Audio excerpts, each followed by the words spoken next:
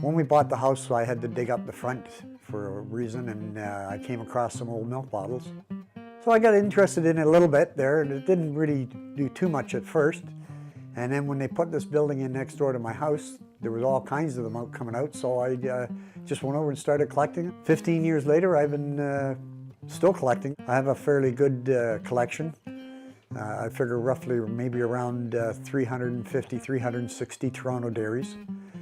And there was about 900 dairies in Toronto. These here are what they call acid etch bottles. These came out around, in around 1905.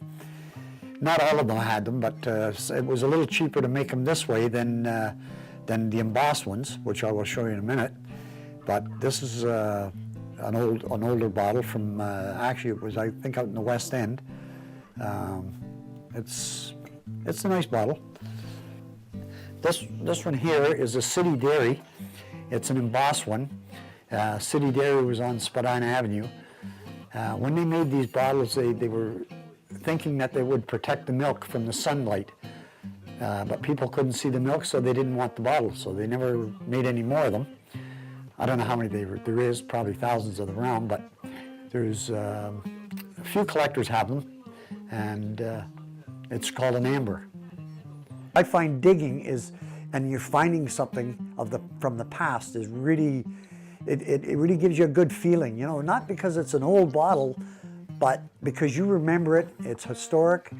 And, you know, I think the dairies, the dairymen of not just Toronto, all over, are some of the pioneers of our country. My wife has always been good with me and collecting, and then when getting her interested in collecting and collecting fruit jars when she first started was really good, because now I never have a problem when a bottle comes on eBay, and if I want it for my collection, she says go for it. I think we go to the auctions and we have fun, and it's a day out, and it's nice fun. You know, the history of Toronto and everything that's going on right now. Milk in the bottles, that was a big history way back then. And I did an evaluation on the milk bottles that he had, and they were very thoughtful.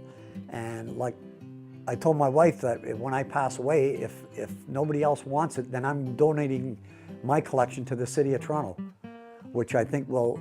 But like the younger generation have to know what it's about. You know, they got to know the history, not just in milk bottles, but Toronto's history period. You know.